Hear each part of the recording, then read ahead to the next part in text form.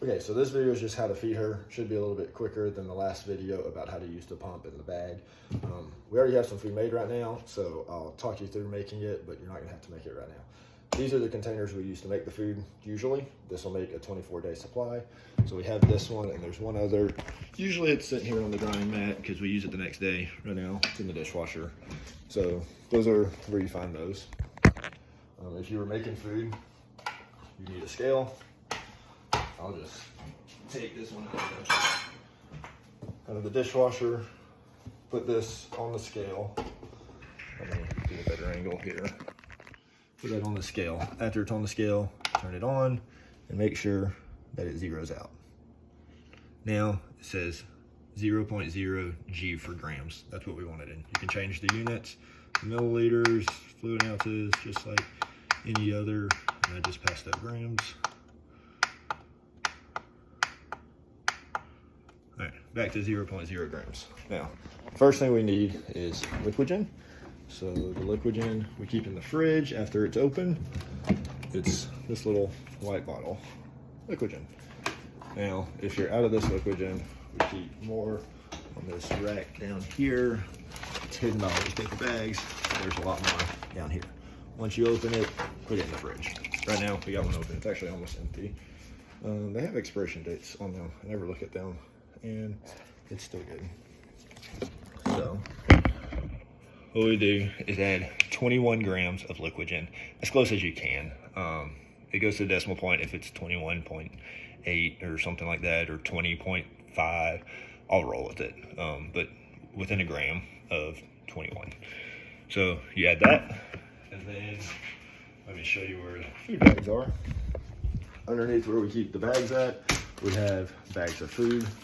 There's a lot more. I'm showing you the back of these.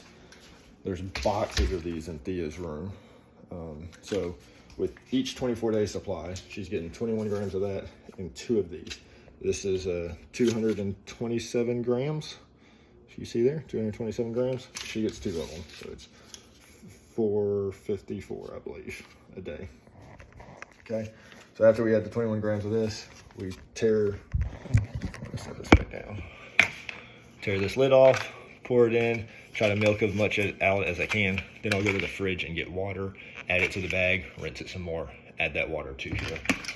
Then do the same thing with this bag. Once all the food's been added, then you're gonna take this container with the food in it and the Liquigen, and you're gonna go fill it up to 1,200 of water, okay? So it's all the food first, then the water, the total goes up to 1,200, sorry. And that's a 24-hour supply of food. All right, so since we already have some made, remember, it's the water in the pump, pump's prime, it's ready to go. So I'm gonna empty this out. Shake this because it's not mixed well right now.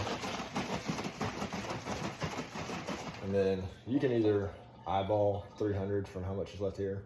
For some reason, we're at like 1,000. So she didn't really get an even supply. Or you can estimate it based off the volumes on the bag. Once it fills up to about 300 and it's like hanging well with gravity and all, 300 is about accurate. So fill this up.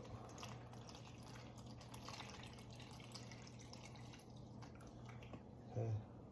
So here I'm down to 600 now. Now that like all the bubbles and air are out, it actually probably was at 900 on here. So it's about 600. And then just holding it from the top with some air in it, you can see gravity, it's right at the 300 mark. And that's pretty accurate. Then I try to let all the air out. I put this bag on, the lid on the bag. Okay. So whether the valve in the bag is broke or not, when the bag is in the pump, it's not gonna just flow out with gravity. So you can carry it however, you don't have to keep the tip up. Also, another trick, use the clamp if you're not using the pump and the valve's broke, and so you don't have to worry about it flowing out. So now we're gonna go to Thea's room, and I'm gonna try to hold the camera and hook her up at the same time.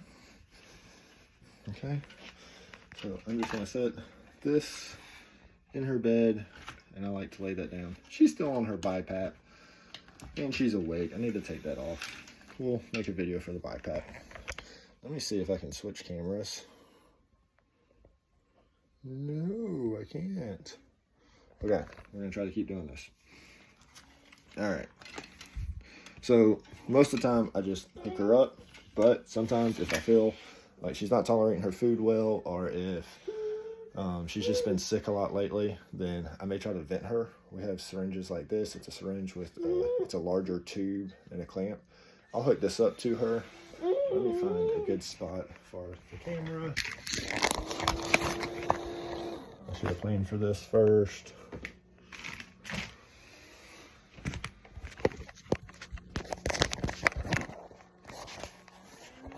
Not gonna work well. All right. I'm gonna untwist her little pretzel legs and arms. And then you see on her pump, she has the little black line. I have the tube clamped on this vent, and I'm gonna take the little black mark on here and line it up with the black line, push it in her and twist so it locks. Then I'm gonna hold the syringe up and unclamp it. I know you can't see what I'm doing right now, but you just want to always hold this up, because once you unclamp it, if there's food in her tummy, then it could just come up. But the idea is to try to get air out. So again, I don't know if I can set this up very well, but she's hooked up, and then sometimes I'll just kind of push on her tummy. You can see a little bit of food coming up.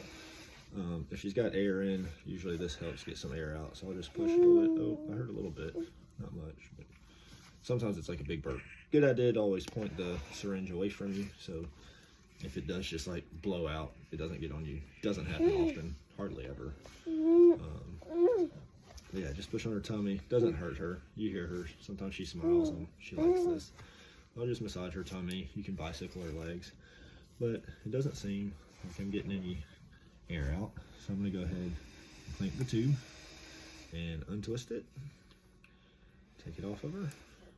Now this part, try not to make a mess with the little bit of food that came out of her tummy. I know it may seem kind of gross. You kind of get over it. It's not really a big deal. Then I take the end, hook it up the same way. The black line on here goes to the black line.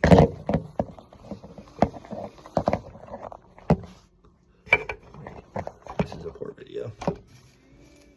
Black line and twist, and then I always hold the button on her with my finger and take the extension piece and kind of pull to be sure that it's locked in there, so you don't end up feeding the bag.